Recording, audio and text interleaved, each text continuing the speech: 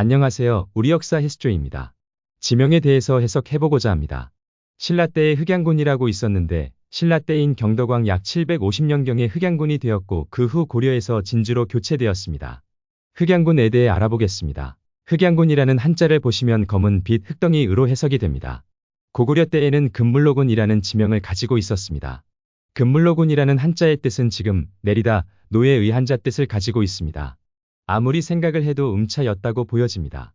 음차를 한자어로 표기했다고 생각이 드는 부분입니다. AI에게 단순 흑양이라는 지명을 사용한다면 의미와 뜻을 물어보았습니다. 흑양이라는 지명을 해석하면 다음과 같은 의미를 가질 수 있습니다. 가장 핵심적인 의미는 검은 흙이 있는 비옥한 땅입니다. 1. 땅의 특징을 직접적으로 묘사 literal meaning. 가장 직접적인 의미는 땅의 색깔과 특징을 그대로 이름에 반영한 것입니다. 이 경우 두 가지로 해석할 수 있습니다. 비옥한 흑토지대, 유기물이 풍부하여 검은색을 띠는 매우 비옥한 땅을 의미합니다.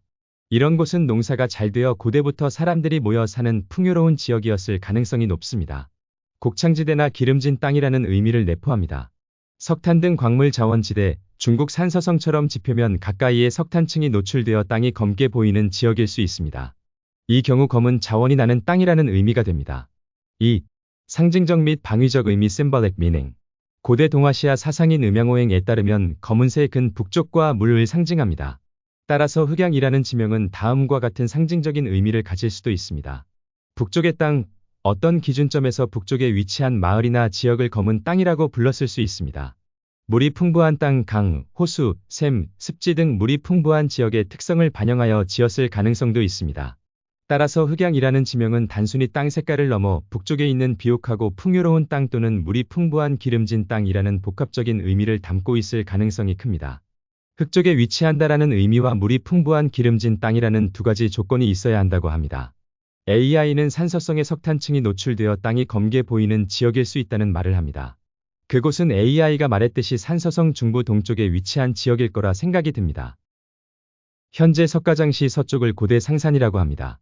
모든 학계에서 인정하는 곳으로 알고 있습니다. 상산이란 고대 북쪽에 있는 북악을 말합니다. 현재 학계에서도 석가장시 서쪽에 고대 상산이 있었다고 합니다.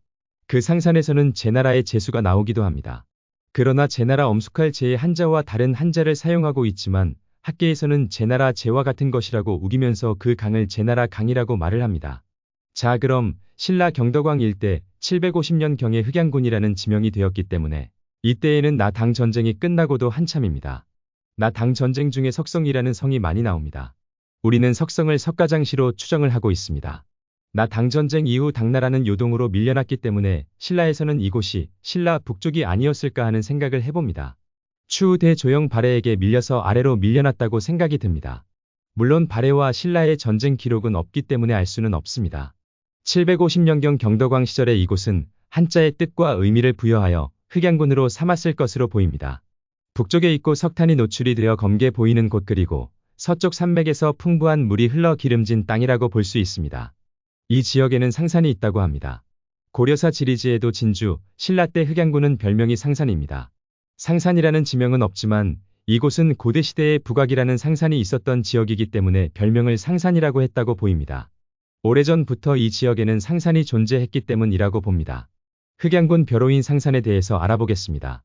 AI에게 질문을 간단하게 흑양상산 이 두 지명에 관계가 있을까? 고대 상산에서 발원하는 제수와 관계가 있었다면 이 뜻을 풀이한다면 그 의미는? 이렇게 질문을 하였습니다. 답변을 보시겠습니다. 네, 흑양과 상산 그리고 상산에서 발원했다는 제수는 고대 중국의 지리적, 상징적 맥락에서 깊은 관계가 있을 가능성이 매우 높습니다. 이들의 관계를 풀이하면 성스러운 산의 북쪽, 물이 시작되는 기름진 땅 이라는 의미로 귀결될 수 있습니다. 각 지명의 의미와 연결고리. 상산, 늘 그 자리에 있는 산, 항상 푸른 산이라는 뜻을 가진 상산은 고대 중국에서 신성시되던 중요한 산입니다. 특히 하북성 정정현에 위치했던 항산이 바로 과거의 상산입니다. 항산은 중국의 오악 중 북악에 해당하며 국가적으로 제사를 지내는 매우 신성한 공간이었습니다. 이곳은 단순한 산이 아니라 나라의 북쪽을 지키는 성스러운 진사 내 의미를 가졌습니다. 제수는 고대 중국의 중요한 강 중 하나로 산동성을 가로질러 황하와 함께 바다로 흘러들어갔던 큰 강입니다. 기록에 따르면 제수는 상산 항산 근처에서 발원하여 동쪽으로 흘렀다고 합니다. 강은 문명의 젖줄이자 생명의 근원입니다.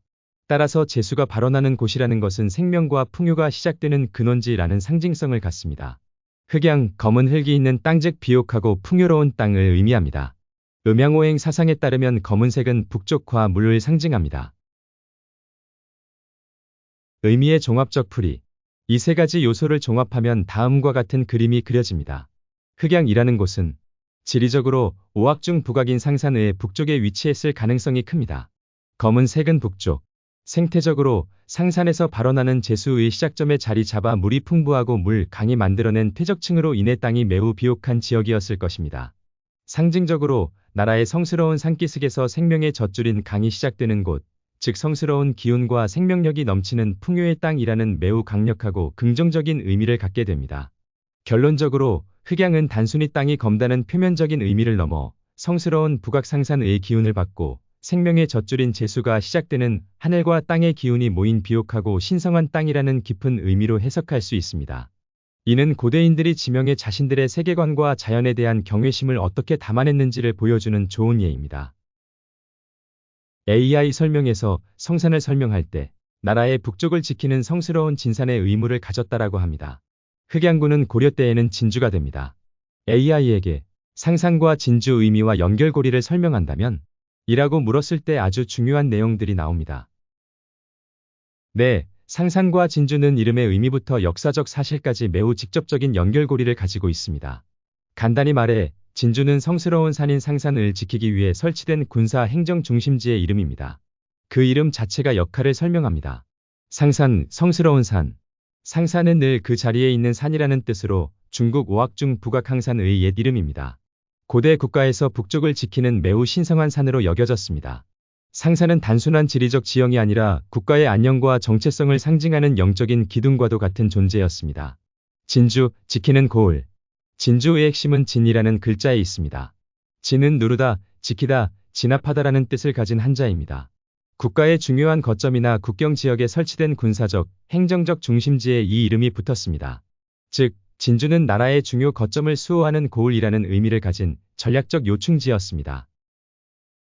연결고리, 성스러운 산을 지키는 진지. 역사적으로 성스러운 산 상산이 위치한 바로 그 지역의 행정 중심지가 진주라고 불렸습니다. 오늘날의 하북성 정정현 일대. 이 둘의 관계는 다음과 같이 풀이할 수 있습니다. 상징과 실체, 상산이 국가 북방을 지키는 상징적 존재라면 진주는 그 상산을 실제로 지키고 그 지역을 통치하는 실체적인 군사 행정기지였습니다. 목적과 수단, 나라에서는 신성한 상산을 수호한다는 목적을 위해 그 아래에 진주라는 수단을 설치한 것입니다. 결론적으로 상산은 보호받아야 할 성스러운 대상이며 진주는 그 대상을 지키는 강력한 힘을 가진 주체입니다.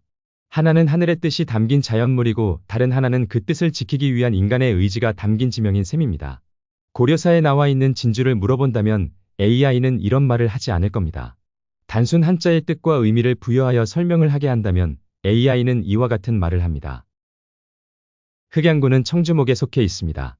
즉, 진주는 청주목에 속한 주입니다. 아주 유명한 전투인 살수대첩이 있습니다. 살수는 청천강이라는 말을 고려사에서 합니다. 현재 대한민국 청주에는 청천면이 존재합니다. 이곳에는 청천천이라는 하천이 흐르고 있습니다. 삼국사 고구려 본기 494년 7월에 고구려 군대가 신라인과 살수의 들판에서 싸웠다는 문헌 기록이 있습니다. 여기에서 나오는 살수를 학계에서는 청주, 청천면을 지나는 청천천으로 비정하고 있습니다. 고려사 지리지에 나오는 청주목 청천연은 옛날에는 살매연, 살수와 같은 한자를 사용합니다. 살수대첩에 나오는 살수는 청천강, 고구려 신라 전투에서 나오는 살수는 청천천, 같은 지명인데 지역을 다른 곳으로 비정을 합니다. 그 살수는 이곳 하나, 청주에 속한 청천강이라고 봅니다. 고려시대 하북성 석가장시는 청주에 속한 곳이고 청주목에는 지금 현재 대사하라고 불리우고 있는 곳이 고구려 시절 살수이고 고려시대에는 청천강이었다고 보여집니다. 하나의 살수였던 청천강이 한반도로 이동하면서 두 개의 청천강으로 되었다고 보여집니다. 연관된 의미를 보겠습니다. 현재 정현현, 정현관에 위치한 고대 상산, 항상 그 자리에 있는 산, 항상 푸른 산, 흑양 북쪽의 비옥하고 풍요로운 땅 그리고 고려시대 청주, 푸른 고을, 청주입니다. 현재 석가장시 북쪽에 위치한 현, 문덕진, 을지문덕의 진영, 문덕진이 존재, 그 아래 현재 대사와 강이 흐르고 있음. 큰 모래 강이 뜻을 가지고 있는 대사. 노란색 강을 음차로 살색, 살색강, 살수, 고구려 살수. 그 위에 고구려 을지문덕의 문덕진 현재 있는 지명. 살수를 건너 압록강을 건너 유화까지 도망을 갔던 수나라 군사들. 안시성은 요동에 속해 있었고 순임금 시절 청주를 요서, 요동, 영주로 나뉘었다. 우임금 시절 청주가 고려의 청주로 되살아난 사건. 제나라는 청주가 존재. 제수가 흘러 제나라를 통과한다. 그리고 상산에서 제수가 발원한다. 고려 청주의 다른 이름 상산. 오늘은 청주를 살펴보았습니다. 청주에 있는 살수가 을지문덕의 살수와 같은 곳이고 청천강은 청주에 있었으며 그곳은 상산이 존재하고 안시성이 있던 곳이며 서안평연이 존재했던 곳 압록강이 존재하던 곳 그곳은 청주입니다.